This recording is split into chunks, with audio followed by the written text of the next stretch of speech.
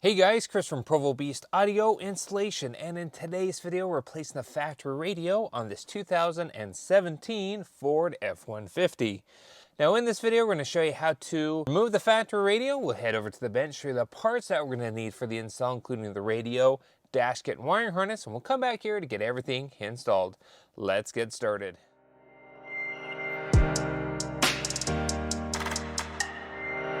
Couple of things to note. This is obviously the 8-inch factory screen My 4 Touch model. Now there is the 4.3, 4.2 inch version. We already have that on the channel. It's a little bit older of a video, but if you have that version dash, you're going to have to refer to that video specifically for your install.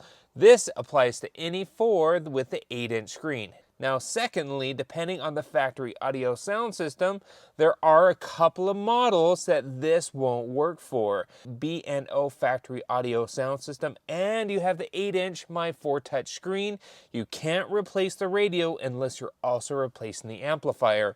The radio communicates with the factory amplifier through a digital connection, which can't be replicated with an aftermarket radio. In our case here today, we are replacing our factory B&O amp, and we do have the 8-inch screen. This happens to be a Raptor trim, and so in this install, we're not only going to be replacing the screen with something larger, but we're going to go big time upgrade and doing a 10.1-inch JVC touchscreen float mount radio. First thing we need to do is get this screen and radio on out. Now, fortunately, in our case, we can continue to use our volume knobs and all our buttons, as they will be retained with the new aftermarket kit. We're going to start here at the top. Now, we have a little rubber mat here.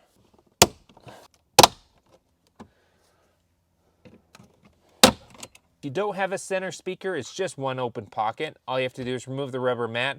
You'll see the two screws. In our case, we have the factory center speaker, and it's going to have two big screws there in the back. They're 7mm.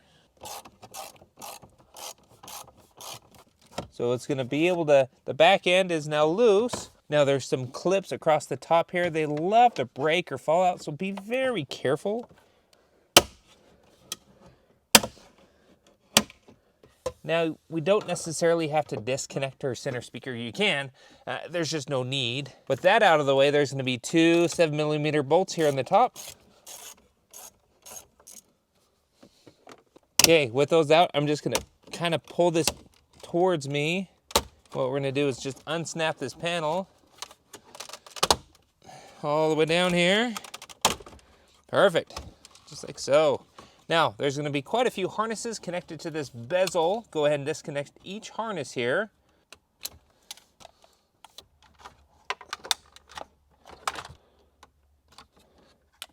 Now, fortunately, with the iDatalink Maestro kit we're using today, we'll retain all of this. We actually will reuse the factory bezel. Now we have the big My 4 Touch radio. This all needs to come out. Start with the radio. It has three 7mm screws on both sides.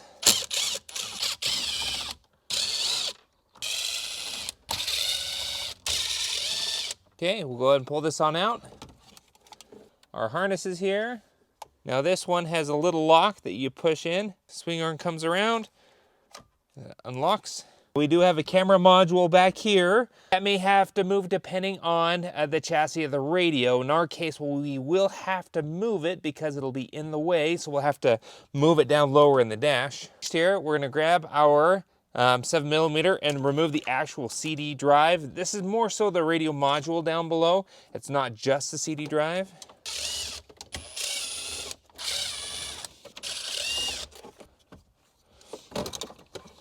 Disconnect all the harnesses on our radio module. Okay, there we are. What we're going to do now is head over to the bench to show you the parts that we're going to need for our install. Alright, so here at the bench now, the parts that we're using in today's install, first and foremost, is the radio customers chosen to go with. It's this JVC KWZ-1000W. This thing is awesome. It's a 10-inch floating touchscreen type radio that'll fit great in the factory location.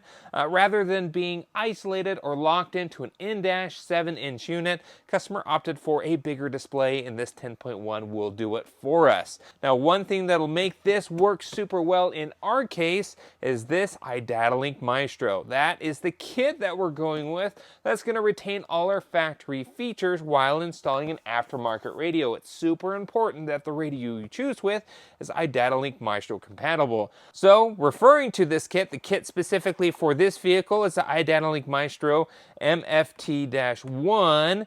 This is the iDatalink kit that'll provide us the connections for not only the wiring harness needed to install a radio, but also the bracket to accommodate this new screen and touchscreen chassis in the factory location.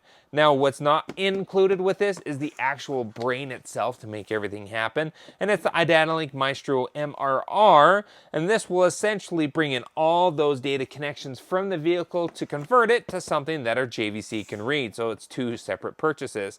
Now, lately, iDatalink Maestro has also updated their harness style, where now if you're doing a major brand install, you can pick up these type of dongle adapters that really make this harness almost completely plug and play. And so even though that this is a JVC radio, its sister company Kenwood, we're using the Kenwood harness adapter, which will actually allow everything just to simply plug in, which is cool. Now, we need the Ken-1 here for our specific JVC.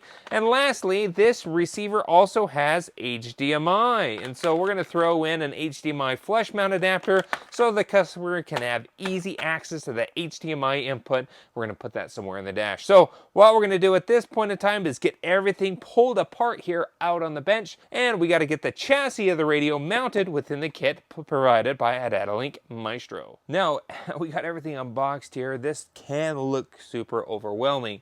The benefit of using iDatalink Maestro is we're going to go ahead and grab our RR module. We're going to plug it into the computer. Not only will it get it flashed and ready to go for our specific vehicle, but it'll also provide install instructions where every single one of these harnesses will be used, if they are used, and where they connect. It walks us through the entire process so we don't have to feel overwhelmed with all these connections and parts.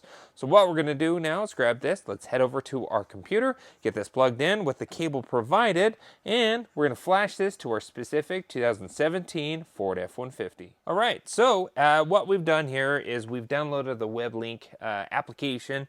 You can get it for PC or Mac. Obviously, we're on a Mac here today. It works great on both.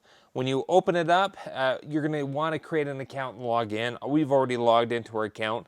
What we're going to do is go to the Maestro, this side. Now, we've already plugged in our module here via USB, and it's already detected. So what we're going to do is we're going to flash our vehicle here, and the way we start off is we're going to put in our year, make, and model. In this case, we have a 2017 Ford F-150, so we'll click on that. Here is the biggest thing, as mentioned at the very beginning. Remember, the 8-inch screen doesn't work with the B&O audio system. When they converted from Sony to B&O, they converted over to a data type connection that doesn't integrate with an aftermarket radio. Now, in our case, we don't have the Sony, we don't have the 4.3, so we are going to select it as if we don't have the amplifier, because in the end, we're getting rid of that amplifier anyways. Now, next thing here, you need to determine which steering wheel you have. In our case, we happen to have the Raptor trim, so we're going to click on that. Now, here are the brands that are compatible with the iDatalink system, and we are going with JVC, KWZ1000W. This is the radio. Now, it does require the serial number that's found on the aftermarket radio. We're going to go ahead and snag that. Now, the serial oftentimes is printed directly on the chassis of the radio. Okay, once we type that in, we're going to click on the only firmware here. Now it's going to ask you what type of dash kit did you buy that's going with this MRR module. We're doing the MFT-1, but we have the plug and play version. There is the older version where you have to solder up every wire. We love this new version, so we're going to click on that because we have the Kenwood harness adapter, which makes it a nice plug and play system. Additionally, here it's going to ask what other accessories we've bought by iDatalink Maestro. We don't have any at this time, so we're just going to hit continue. We're not using the add-on radio detector, so we're going to go ahead and hit next. Now it's going to ask us, of all the factory settings, what we want to keep and retain with our new radio. Vehicle info is great. We want gauges. Camera features, yes, because this does have a front-facing camera, which we want to retain. OEM camera, yes. Park assist, yes. Climate control and steering wheel control. So we're going to keep it all on. We'll hit continue. Now, what we'll need to do is customize the button layout within the steering wheel itself. We can really set this up exactly the way we want it. In addition, down below, we can also customize the buttons 1 through 6 that were previously often used for your favorite AM/FM radio stations. Now we can actually have them do whatever we want. Also, the eject button is something that we can program. Now you'll notice there are 2 columns here. Column on the left is just a quick press option, and column number right, if we want to have a dual assignment to that same button, this is a press and hold. All right, so we went ahead and set everything up here. We have so many button options that we don't need a ton of the dual assignment options. We're just going to keep the single press. But again, it's so customizable exactly the way you want it. Once we do that, we're going to hit continue. Once we validate everything on this screen, that everything looks correctly based on the way that we've set it up, what we're going to do is hit flash in the bottom right-hand corner. It's going to take a few minutes and go through that process.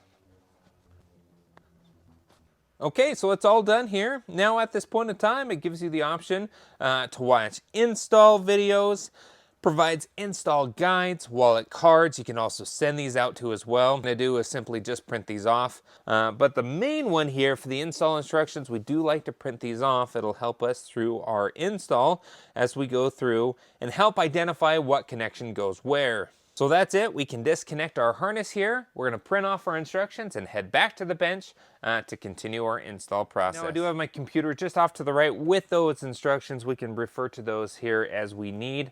That is where our Kenwood or JVC adapter comes into play. You'll notice this simply plugs in here, and this is the dongle that goes directly into our aftermarket radio without the need to actually solder up any of these colors. It also has a couple of other connections that don't pass through this harness, but really that's where this shines. Again, they make them for Pioneer, Sony, JVC, Kenwood. There's a couple of different ones on the market. Next here from our RR box, besides the module, depending on how old it is, it may have quite a few harnesses in here. We don't really need much of them at all, except for, in this case, it looks like we need this 4-pin harness, which is our data harness. And it looks like we also need this aux-looking harness specifically for our JVC. We won't need any of these other cables provided by the MRR module. Okay, we've completed step 1. Step 2, we're doing without an amplifier. Really, and so in the end we're just going to keep these looped on through here, so we don't need to mess with these white and black harnesses on our main harness adapter. Now if we had the factory Sony amplifier, if you have the Sony trim and you're keeping the factory amp, you're going to go ahead and plug them in as indicated with the instructions using your little add-on RCA pigtails here. And again, because the factory amp needs a low-level signal, hence why these are included. In our case, we're bypassing the factory amp. We're running our own RCA cables that are not going through this harness, so these won't be needed in our application. Step 3 is our ancillary accessories that we need to connect into this as well. Now it looks like we have a yellow connection, and we have a yellow connection right here. What we're going to do is connect our yellows together. There's an orange one for mic.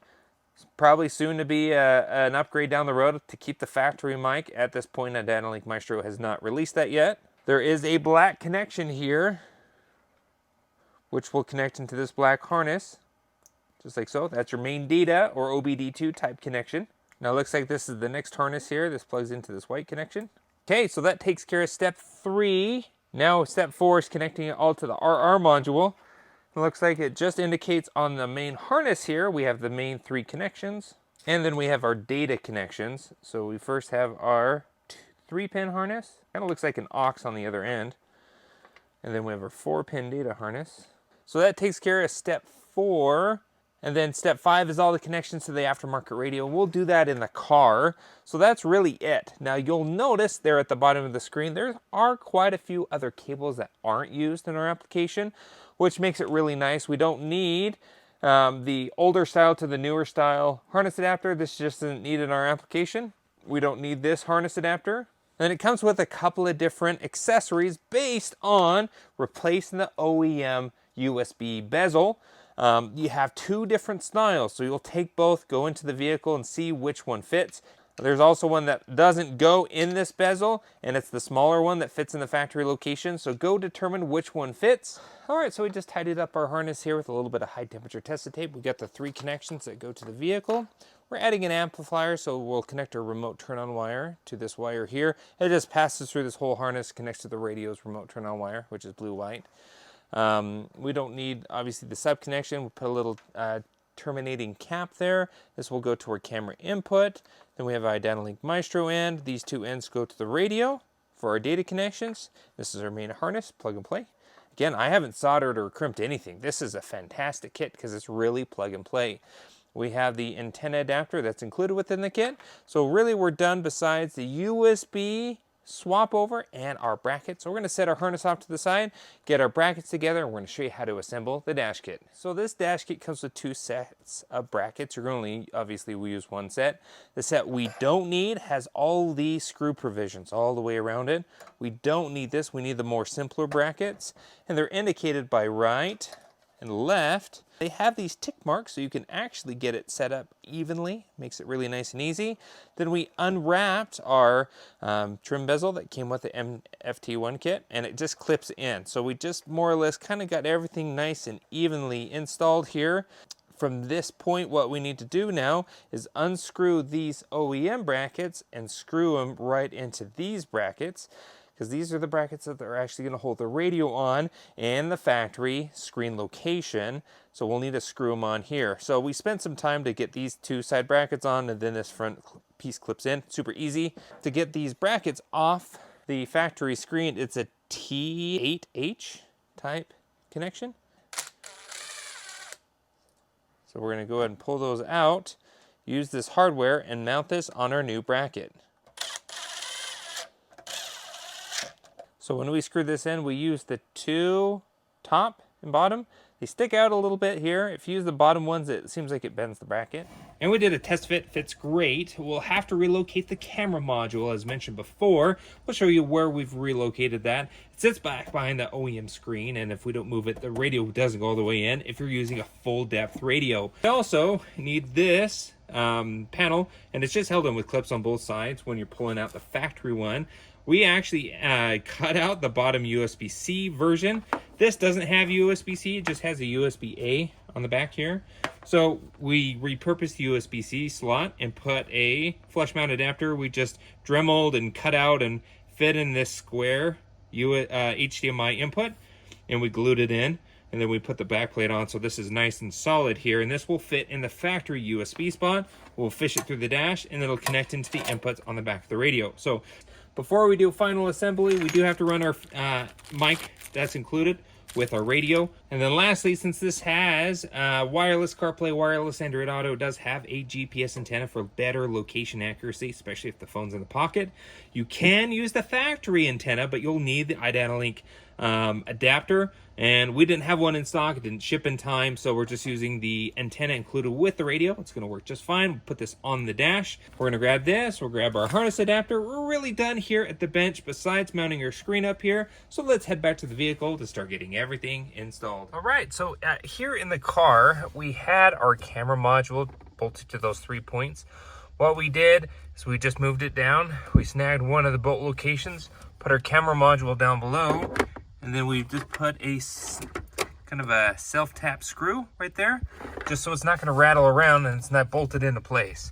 That's going to give us plenty of access now to put our full-size depth doubled in receiver in this factory location.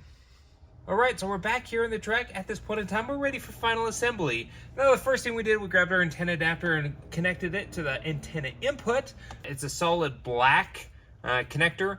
Don't put it in the blue or the yellow. USB and HDMI flush mount, we already got that installed. We'll show you what that looks like here in a moment. Fish that on through. We put our GPS antenna up on the dash, kind of top left-hand corner, and ran our Bluetooth mic as well. So those are all pre-run, ready to go. Now we're going to grab our harness adapter and start making our final connections. Now down here we have 2 harnesses that we'll connect into, just like so. And then this longer harness goes up into where the screen connected. Okay, next we need to grab the chassis of the radio. Then whatever radio you're looking to install, our data connection cable. Again, since this does only one camera input and everything is handled by data, we only need to connect one camera. Ensure that we got all our connections here made.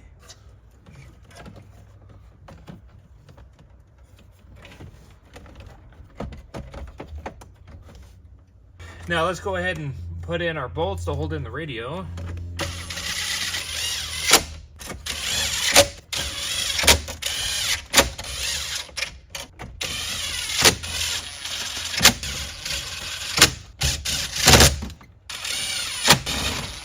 All right, so with that in, now we can grab our faceplate and connect all our harnesses here.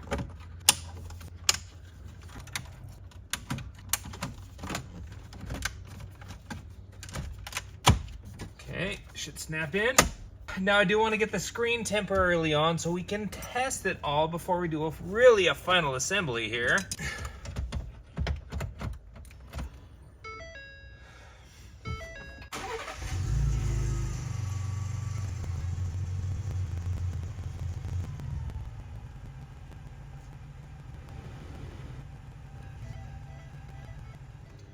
All right, everything seems to be working great, so at this point in time, we can do our final assembly.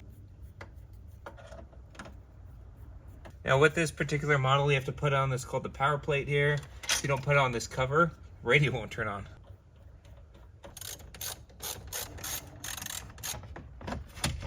All right, so let's get this all booted up here. This screen has gesture touch. We love this JVC radio, and it just fits super well in there. What's cool about this is our volume controls work on the new radio. Is that cool? Same thing with our tune. Everything works there. Now what's even cooler is if we turn on our AC here, we have all our AC controls. Again, if we're controlling the temperature, see that go up and down there? Or we can do dual, we can turn down the other side. Super cool. We got our AC seats, our heated seats as well, and all our other, basically our buttons that are down below, they do display up on the radio. Now additionally here, because this is iDatalink Maestro and we program these buttons, if we hit number 1, takes us to that screen. Number 2 takes us to our gauges. Number 3 takes us to our info. Number 4 is going to be our Siri. Number 5 is going to be loudness, and number 6 is our mute. Then all our buttons on the steering wheel work as well. Here's the backup camera. Put that in reverse. There's our OEM camera. Pull it out of reverse. There we are. Now the cool thing is, because this is the Raptor and it has 360-degree cameras, we can hit the camera button back here and cycle through those cameras. Here's our front camera. Here's our front camera with a more of a fisheye lens.